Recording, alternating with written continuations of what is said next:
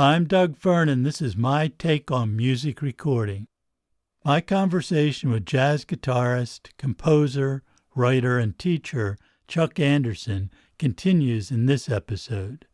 We talk about recording his early albums, his trio, solo guitar compositions, and practical advice to aspiring musicians. We discuss the value of silence, why we both rarely listen to other music, and details about the recording of his latest album, Spontaneity, which will be released soon. Well, I remember when you came in to do the Mirror Within a Mirror project.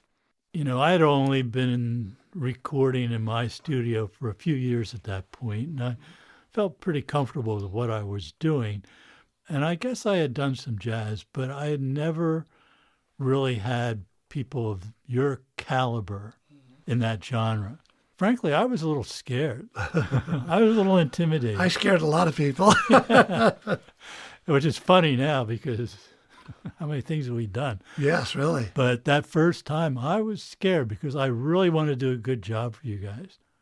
I don't think I had ever recorded upright bass before that. And I remember Alstoffer, tall guy, intimidating.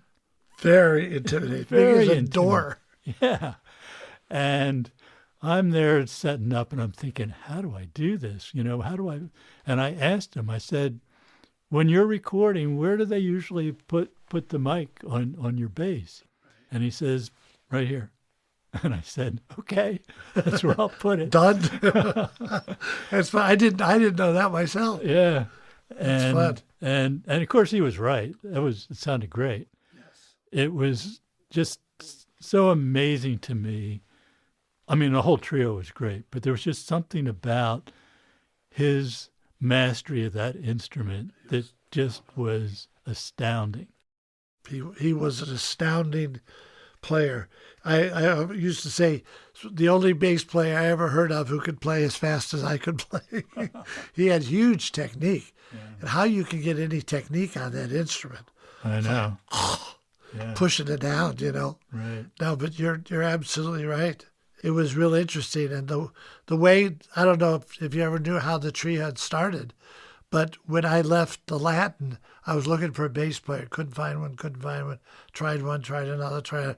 But I'd heard of Al, because Al, you know, was he had been associated with Bill Evans.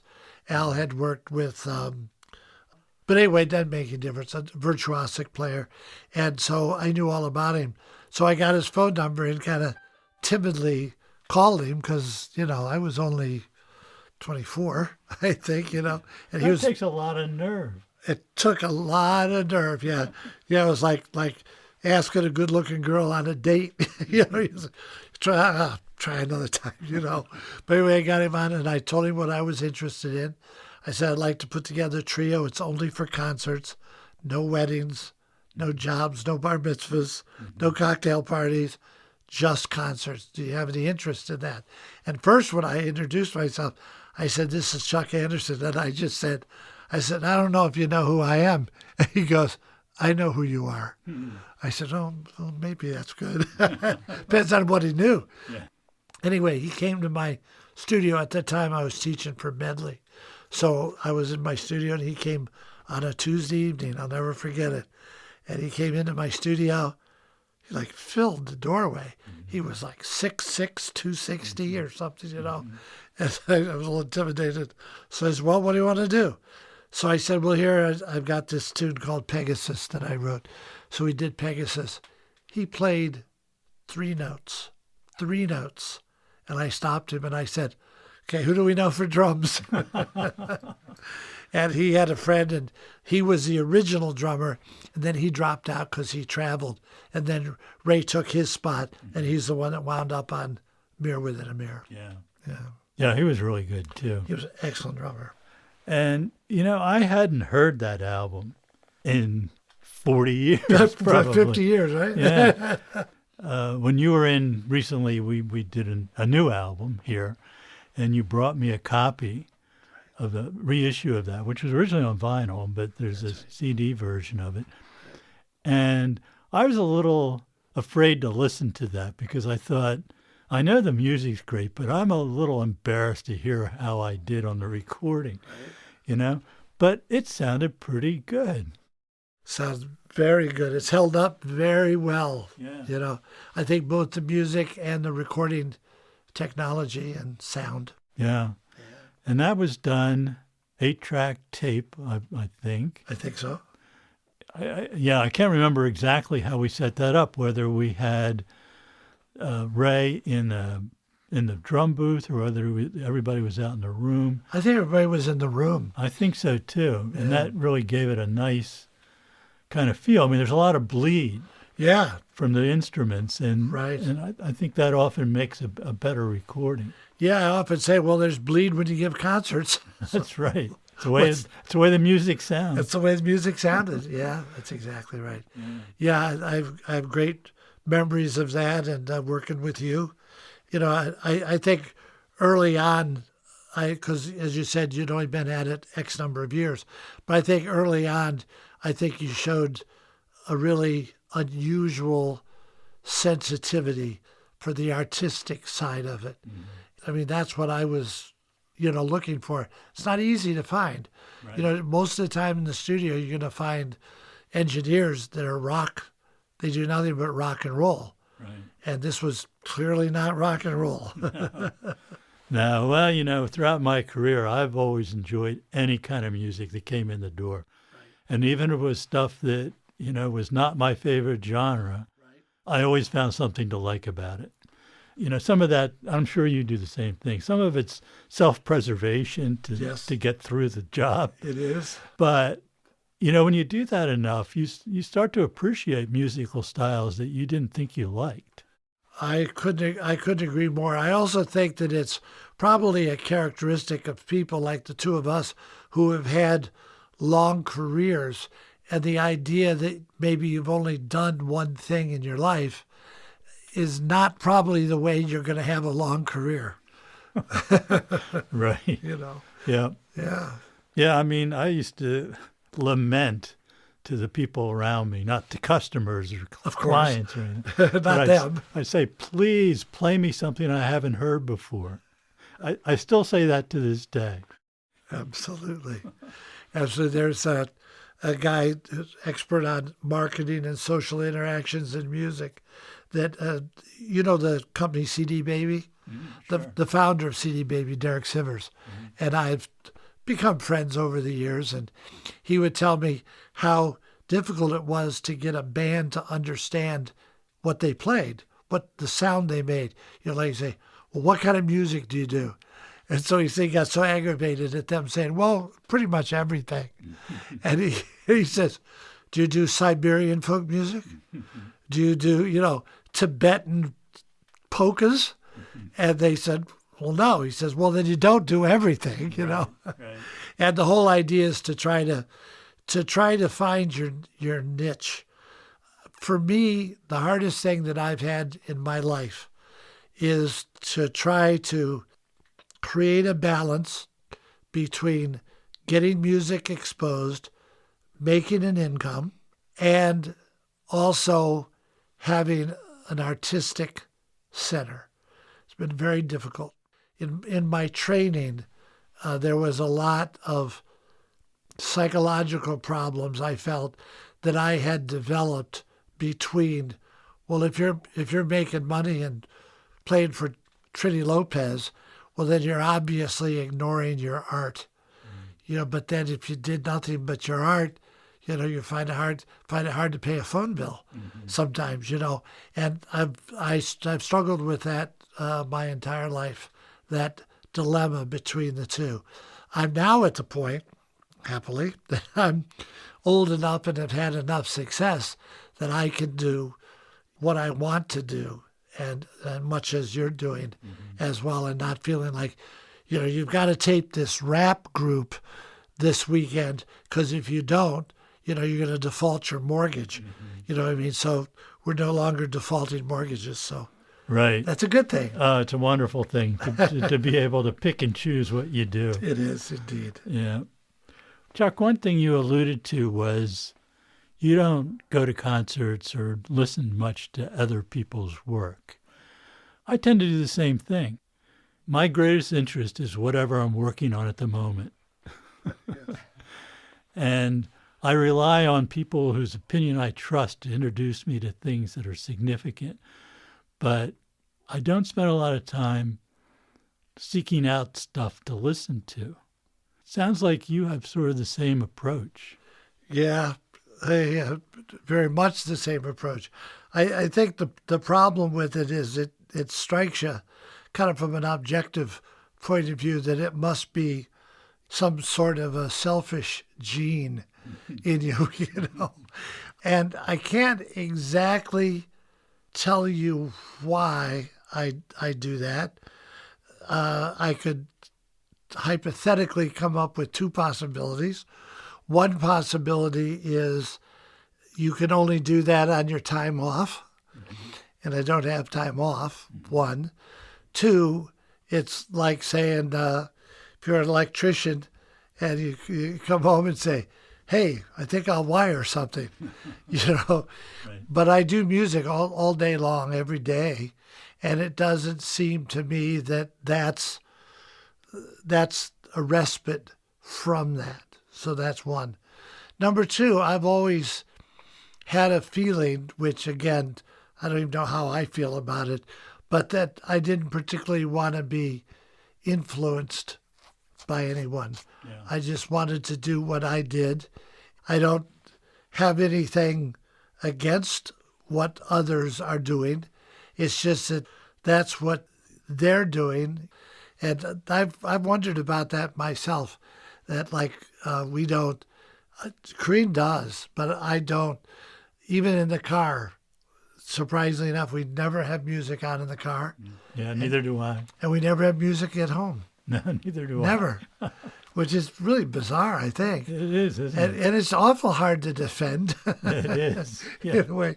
But I think not having the time, needing time away from music, and not seeking to be influenced by another's direction. It's as close as I could come to an answer. Yeah. Well, yeah, I never listen to music unless it's something I'm working on or something closely related to what I'm working on that I think is important to understand. Yes. But, you know, I have a real problem with music as background. I just don't like it. My attitude towards music is it's either going to have my full attention or I don't want to hear it. I'll go with that too. I've got the exact same thing. So now I got 4 reasons. Yeah. It kind of, it demotes the position of music. You know, if you're not going to be able to listen and give it your full attention, you know, so that's a good point. Yeah. Well, I really treasure silence. You know, it's really important to me. You know, I'm fortunate to have this studio here and live out in the middle of nowhere, so it's very quiet to begin with. Yes. And there are times when I just come down here and sit because it's very, very quiet. Absolutely. It's perfect for that. Well, I think you have to recharge your cognitive listening, and you can't recharge it by listening to music. Right. I think you can dull it, but not recharge it. Yeah. So what you did, I appreciate that too. I kind of do the same thing in my studio. You know, I don't go in and say, hey, I've got a couple of minutes off. I'll play a new record. It's like recording. Can't even say record anymore, you know? Yeah. It's a terrible thing. But I would agree the value of silence is underestimated. Yeah, I think it's really important. And, you know, that brings me to another thing, and that is preserving your hearing. I mean, for so many musicians, they've destroyed their hearing. And I wonder how you, you know, over all these decades of performing, how you've managed to preserve your hearing. Yeah, well, great question. The one answer is that I never got involved in, you know, metal or, you know, that type of loud rock and roll band. That's one. And anything that I played, I always kind of, you know, demanded that the dynamics be reasonable, and nothing that goes on in my studio is loud. So, and I think by not listening to music cranked up through headphones, which I've never done, is a good way to not do that. I have a lot of students who've gone through a lot of years of rock and roll, and they have problems. And I love the softness of music too. And I think one of the things that I noticed that little bit I listened to the new album is the open space between phrases sometimes, and then the dynamic. And if everything is loud, then there's no dynamic. Yeah. So I agree totally. Well, one of the other projects we did together was some of the recording of your neoclassical style, which was a lot of fun to do. I remember we must have spent the better part of the day just trying to figure out the optimal way to capture what you wanted in the recording. You remember that? Totally. Absolutely.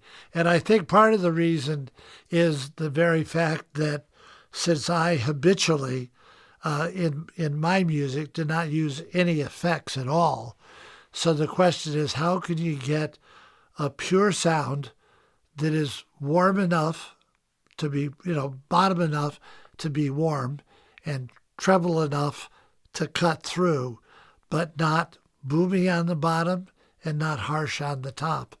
And since that music had such a huge dynamic range, it was not easy to find the place sonically.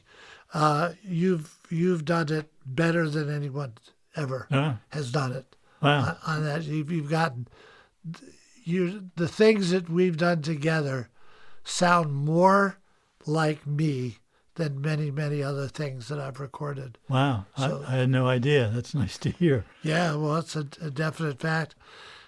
And there's two different styles, the jazz style and the neo style. And the neo style, of course, came about because I always had a fascination after I'd spent a lot of time both in jazz and in commercial music with classical virtuosity. I was always interested in Paganini and all the virtuosos. I felt that guitar was not living up to the standard of its potentiality. Yeah. And so I treated the guitar like I would have treated the violin had I played violin. And it actually opens up a question that nobody has ever known the reason for, and that is my studio has no pictures of guitar. They're all violin. Isn't that interesting? Yeah. And that's the reason, because I said that was the literature, both performing-wise and educational-wise, that I would have sought to pursue. Not the literature of rock and roll, but the literature of classical virtuosity. Now, when I developed the Neo, it was based on Paganini's programs. And Paganini did three things in his programs. One, he wrote original pieces. Two, he transcribed and adapted pieces. And he improvised on pieces. And those were the three elements of the Neo. I remember one of his programs would be like, the program tonight consists of Paganini introducing his piece La Strega. So that was his original piece. And then he did a Beethoven thing that he adapted to solo violin. And then he did God Save the Queen with variations. And so those three elements became the cornerstones of the Neo style, which I carried through every concert and carried through the album. That brings up a really fascinating thing, because we think of classical music as like playing the Latin casino. They put the chart in front of you, you play every note exactly as written. But is that really true to the form? True to the common understanding of classical music.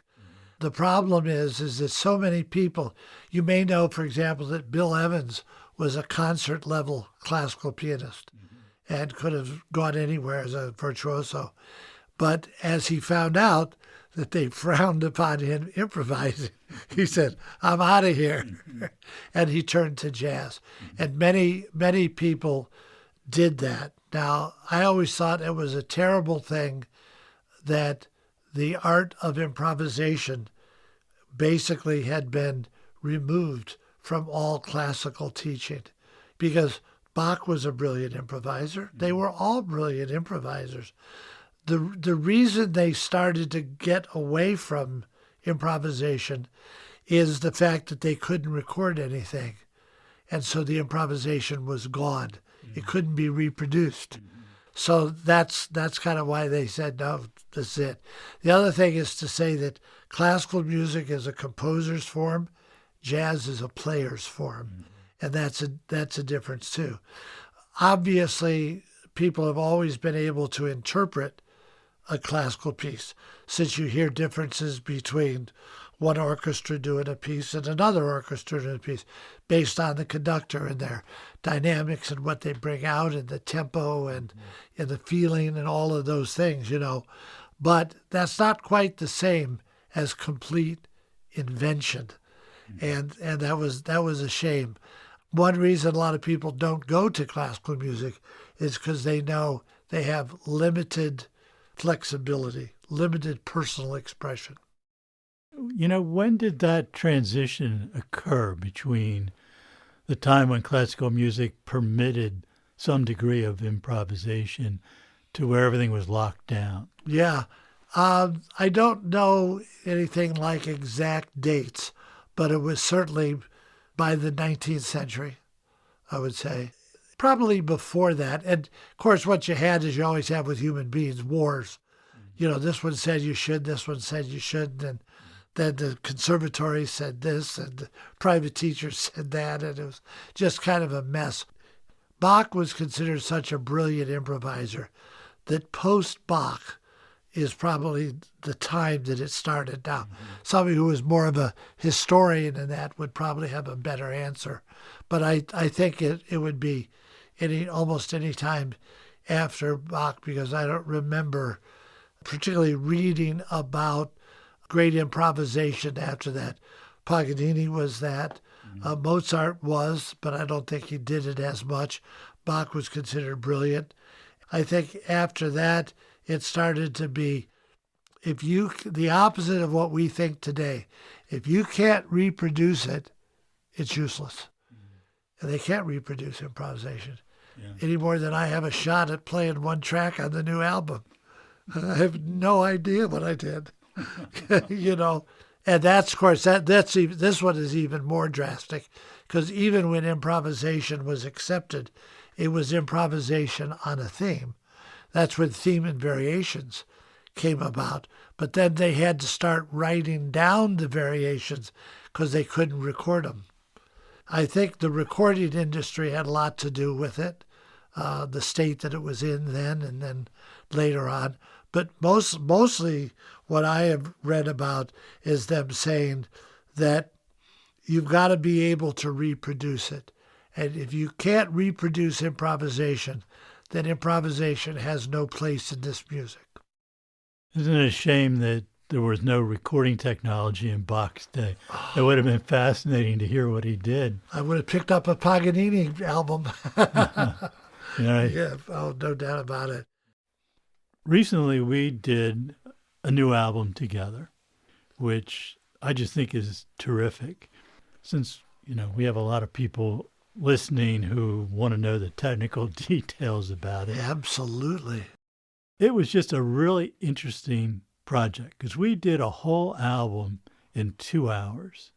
And that included, setting things up and getting levels and everything. Just from the time we started until the album was done, it was 2 hours. Just everything just fell into place. And I don't know how much of that is just luck, sort of tempered by a lot of experience or whatever. But sure. When you came in, I wasn't sure what amp we were going to use for your guitar. And I pulled out our little Vox AC30, which is a really nice sounding little classic tube amp. We plugged your L5 into it and you were playing, and I just twirled the controls a little bit. And I said, I don't know, this sounds pretty good, just like this. I said, anything you want different in the sound coming out of that amp? You said, nope. Sounds right to me. Sounds right to me. Yeah, and we didn't use the amp I brought. Right. And I thought it just sounded terrific. And what I used on that amp was an AEA R88 stereo ribbon mic, which I just put a foot or a couple feet away, I guess maybe 2 or 3 feet away from the amp. And then I had a couple of other ribbon mics out a little bit farther to add some little bit of room feel to it so it didn't feel too sterile. You know, that just sort of all fit together really nicely. I never moved anything once it was set up. And I said, Chuck, are you ready? And you said, let's go.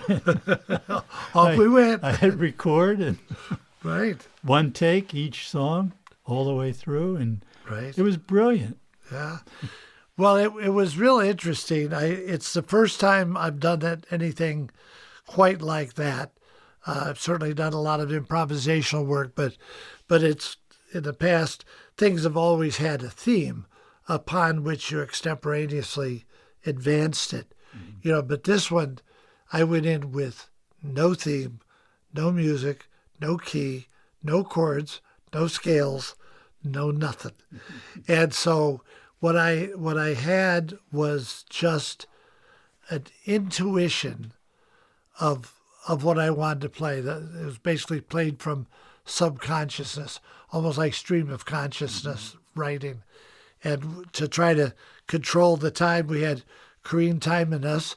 And when I hit 4 minutes, she raised her hand, and I may have stopped and I may have not stopped. So there's a few tunes in the fours, and a couple went pretty high, which I was surprised. I don't remember that happening. And I don't technically remember anything I played at all. Mm-hmm. I could listen to it, figure it out, but that'd be a lot of work. It'd be a chore. I was saying we should run a national contest for somebody to transcribe the album. But yeah, and now what did you record into? Well, that was going through the mic preamps that I designed and the DW firm manufacturers. And from that, we went into emerging technologies converter, analog to digital converter, which is, to my ear, the most natural sounding device of that type I've ever heard. And then, from there, recorded on a hard disk using Pyramix software.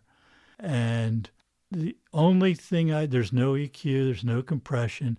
The only thing I did to it was add a little bit of artificial reverb because this room is too dead to have any useful reverb. I mean, there's a room feel to it, but there's no sense of space really. Right. So I wanted something, as I'm searching through the different reverbs that were available to me, I'm picturing you. This really happened. I'm picturing you sitting on stage, a big, not a huge hall, but 500 to a 750 seat audience in there. Right. And what would that sound like? What would the audience hear?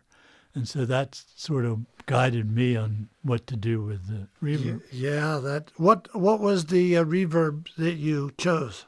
It was relatively new to me, but I'm still exploring it, but I really like it. It's a Bricasti M7 digital reverb. Uh-huh. And I tried a couple of others, but that seemed to be the right one. Yeah. It felt great. I had no feedback when I hit hard, mm-hmm. and yet when I hit soft it was still clear and audible, So I thought that was tremendous. People have already asked me, they said, was this recorded direct? Yeah, no. Yeah. And I said, no. I don't think so. No. I said, I don't know what the heck Doug was doing back there, but as far as I know, that would be something like would come out of the back of something and go in, right? It would be without a mic. Yeah. Well, I'd be using that, which is a tube DI box. Oh, yeah. But I didn't, and I never even considered it. Yeah, that's interesting. You Yeah. know, it was I wanted to capture the real sound of your guitar. And even though an L5 sounds pretty good taken direct like that because it's hollow body, it Yeah. really does have a nice sound to it direct. Sure. It just never occurred to me that that would be appropriate.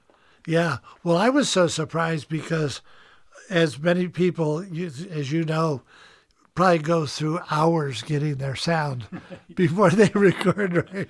It was with us. It was kind of a joke. So I bring in my little expensive amp, and you say, "Well, let's try this one." You know, so we plug into the one that you mentioned, and you went boop boop, and I played, and you go, "How did you like that?" Fine, done. You know, and there was no tweaking. You know, you didn't run out and move something. I didn't run over there. I also, interestingly enough, I don't know if you knew this or not, I never touched the guitar Yeah. for the whole thing. Yeah. You know, I didn't change a pickup or change a tone control or a volume. It was almost like the old joke, you know, why don't you get those things welded at the factory? It was just that way the whole time. I thought the sound was lovely. And when I heard the playback the next day, I was really pleased and surprised that the sound fit my imagination of the sound. You know, it's not always true. What you're hearing in your head is not always what you hear.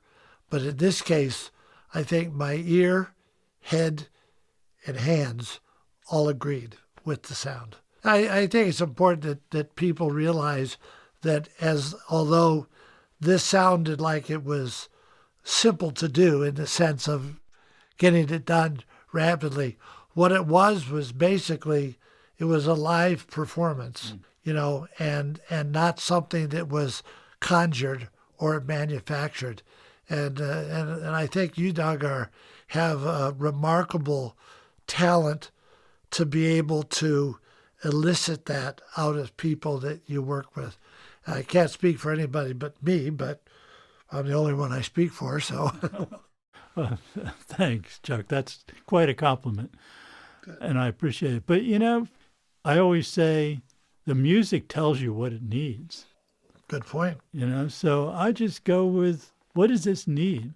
You know, so I spent, 30 seconds, a minute, twiddling around with the guitar amp stuff until I thought, that sounds like it fits what he's doing and his instrument and his style.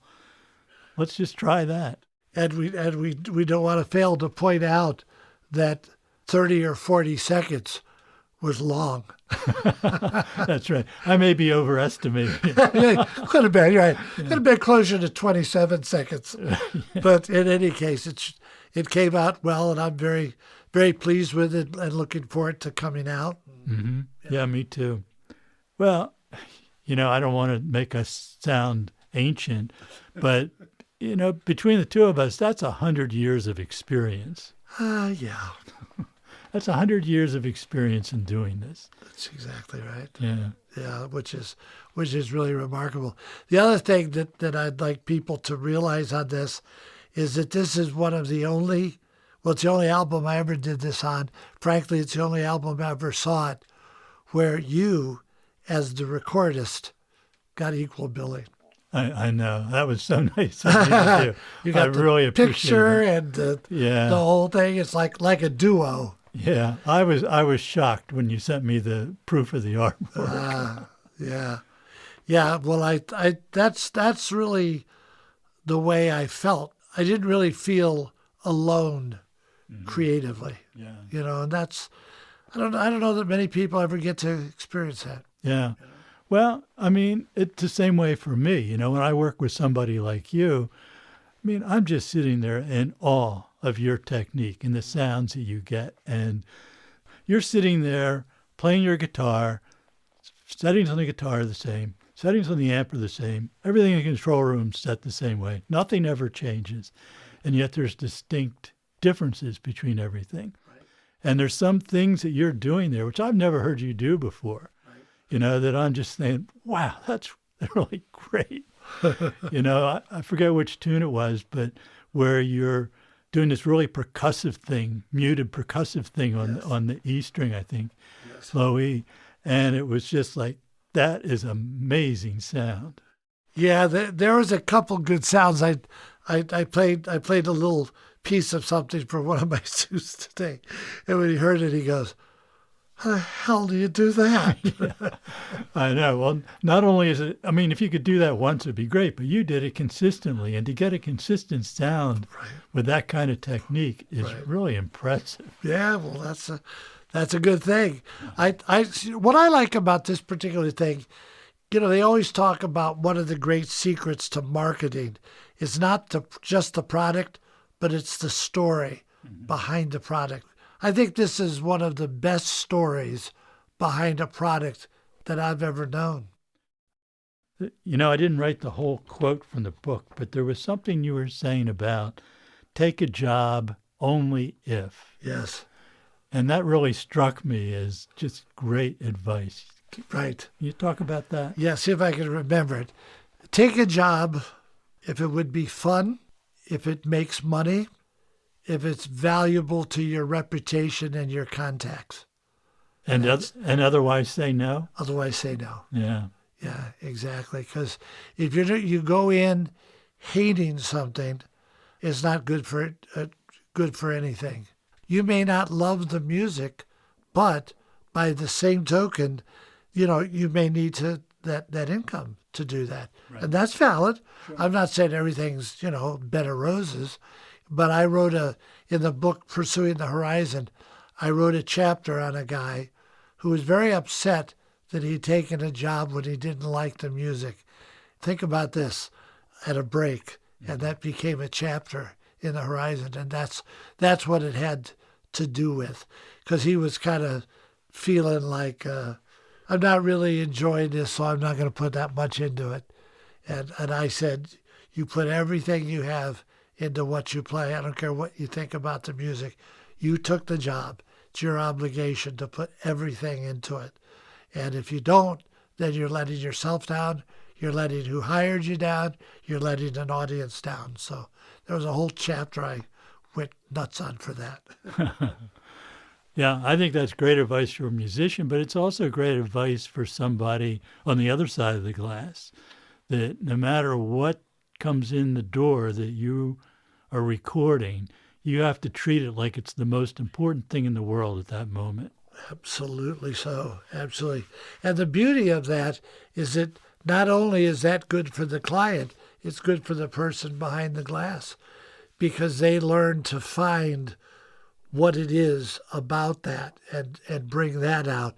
And then the accumulation of those experiences does nothing but deepen, widen and deepen the engineer or whoever's doing it. The one thing that we didn't talk about is the books, the writing of books, writing educational literature. Yeah. And I've written 26 books about music. Wow, I had no idea it was that many. Oh, yeah. A lot of them are technical things about specific skills. The two that are more generic is My Life in Music and Pursuing the Horizon. But there's books about picking techniques and mastering fingering and chords and harmony, and just that I look at music as a universal, of which guitar is a coincidence. So that's why I do have piano students and bass students and songwriters and all. And I see so many areas to go in music. And if you're lucky, you've gone through a lot of those areas and made a decision as to whether you still want to do that or you want to move on, to something else. So where I've gotten to myself is gotten to the point that I'm interested in the pedagogy, the education, particularly of guitar, because guitar players are so poorly educated. So that's one thing. And then as far as the playing is concerned, I'm only doing things that I can now legitimately think of as being artistic expressions and not commercial expressions. And I plan to devote the rest of my life to developing and evolving the artistic side of my nature, because that thing about what three things should should you take a job for? Yeah, well, now happily the money is not one of them. So that, that kind of takes that away. There was also something that some people may find interesting. I said there are three words that you should never use in music. One of them is practice. And I said practice conveys boring repetition. I said use the word explore. You don't have an hour to practice, you have an hour to explore. And the other, never tell your significant other, never use the word play, where you have to say, well, I've got to play Friday and Saturday. Because sooner or later, your significant other will say, you get to go out and play. I'm stuck here at home. So I said, you use the word work. I have to work Friday and Saturday. Instead of rules, use guidelines or foundations or principles. My favorite one is principles, not rules. And because a rule says, if this happens, this must happen. No, if this happens, this often has happened, but it doesn't have to. So the principle of resolution is a principle, but it's not a rule. Principle of constants, principles of dissonance, and all that stuff. So that was the third one. Exactly. And probably these days I would add a fourth one. Don't use the word scale. Use the word note stream. And so when you create, you're created not from a scale, which is an academic, but from a note stream. That's it. So now there's four. Now I got to rewrite the book. Yeah. Well, you'll have to add another chapter, I think, too. At least another chapter. Yeah. I think you're right. That's a lot like language, what you just said, because, we grow up speaking our native language, and it's only later that we learn the rules of that language and the parts of speech and all that stuff. Yes. And to me, that always seemed like, why would you do that? Because you know how to speak. Why do you need to define what a noun, a verb, and a preposition or whatever is, Absolutely. It has nothing to do with your ability to speak or write. Or communicate. Yeah. Yeah, absolutely. Well, there's certainly no question. Very few people would argue against the premise that music is a language. And so since we're speaking that language, this came up on the subject of rhythm. Most people think of rhythm as a kind of a mathematical extract, fractions, and half a beat, one beat, 2 beats. I completely objected to that and rewrote the rules on rhythm in a book called Modular Phonetic Rhythm, where I created a language of syllables and not individuals. And I said, like, for example, the word umbrella. Umbrella has X number of letters. If you actually produce or said it as the individual letters, you'd be saying umbrella. Yeah. But if you do it in syllables, umbrella, umbrella.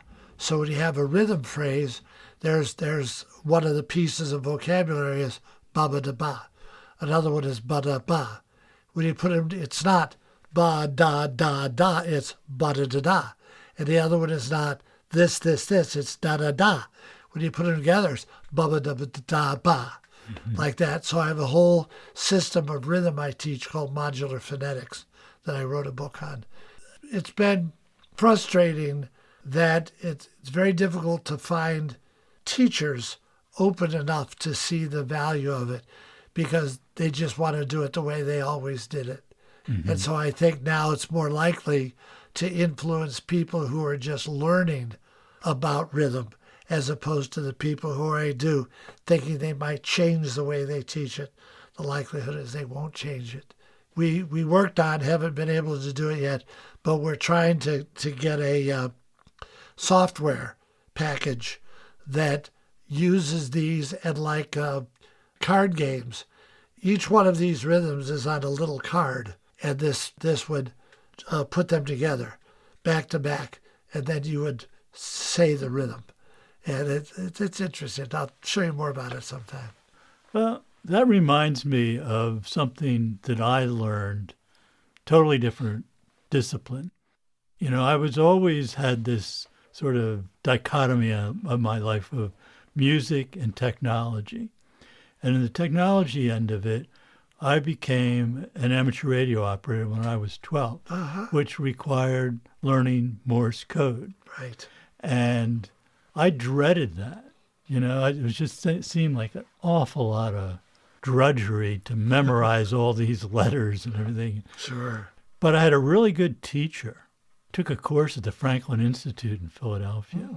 And the guy that taught the course loved the code. That's what he used as, in his amateur radio station. He was also a really good musician, although I don't think ever professionally, but there's something about those two things that I think go together. And one of the things right off, he said, never look at a depiction of Morse code. That's just symbols that somebody put on a piece of paper. Yes. Morse code is sound.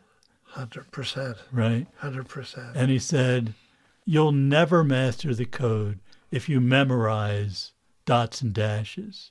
You have to not even memorize, but just learn the sound of letters. I thought that was very interesting, and it appealed to me to learn it that way, which I did. And although I have very little time to do that now, but when I do have an opportunity to use my equipment, it's always in code. Right. I probably won't use this because I did an episode about this on the podcast early on. But I see the parallels here. It's a strong parallel. Yeah. Yeah. And I don't want to get too far off on subject on this, but I think you'll find this interesting, that the original Morse code was quite different than what we think of today as dots and dashes. It was, Samuel Morse developed this, but it was actually this guy, Alfred Vail, who Morse put in charge of coming up with a way to convert an on-off signal into intelligible characters. I don't know what Vail's background was musically or not, but the code that he developed was the original code that was in use on telegraph lines up until, really, I guess, probably the 60s or 70s, maybe even in the 80s in some places. But around 1900, they converted to this international Morse. And the difference was the international Morse, which is what everybody thinks of as Morse code, has very specifically defined lengths. A dot is so many milliseconds or whatever. Sure. The space in between dots is the same as the length of a dot. A dash is 3 times the length of a dot, and all that. Right. But the original code wasn't like that at all. It was like music with variable length and rhythmic patterns. How about that? A C, which I think is a really nice sounding character in Morse, is da-da-da-dit. But the original one was did-it-dit. Interesting. Did-it-dit. They changed it because machines couldn't interpret it. They wanted a way that a machine could interpret the code. Yeah. And it was too idiosyncratic for a machine to Of course, code. yeah. But it was beautiful code. A friend of mine and I, he lived in Canada. We've never met in person. He died a few years ago, but we never met in person. But we decided we wanted to learn this code. So every week we would talk to each other via amateur radio using this old code. I am probably the youngest person on earth that knows this code. You're probably right. Maybe one of the few. It's true. But it's a beautiful sounding code because it's music. Yeah, that's really interesting. Funny you should mention that too, because I sent code when I was young. I had a key. And, oh, no kidding. Yeah, the whole thing, you know. And so I got very interested in it. And the da is 3 times as long as the dit. Right. And that defines swing rhythm. Yeah. It's da, dit, da, dit, da, dit, da. And that's 3 times as long as the other one. Isn't that interesting? And so it's actually written as 2 eighth notes, but they put a sign at the front, which is a quarter note, eighth note under a triplet, which means don't play the 2/8 notes, dit, dit. Mm-hmm. Play the first one long. Uh-huh. And to get students to do it, they go da, dit, da. Don't go da, da, da, da, da. Mm-hmm. Go la. And it's exactly that ratio. It's 3-1. Isn't that interesting? I never knew that. Yeah, it's wild, huh? Yeah. No end to the stuff. I know. You can learn much more about Chuck Anderson at his website, chuckandersonjazzguitar.com. That's all one word, where you can also find links to all his social media outlets. Thanks for listening, and please subscribe to this podcast using any of the many podcast providers that carry it. Your subscription helps others find my podcast. Your comments and suggestions are always welcome, and feel free to send me your ideas about future episodes. You can reach me at dwfern@dwfern.com. This is my take on music recording. I'm Doug Fern. See you next time.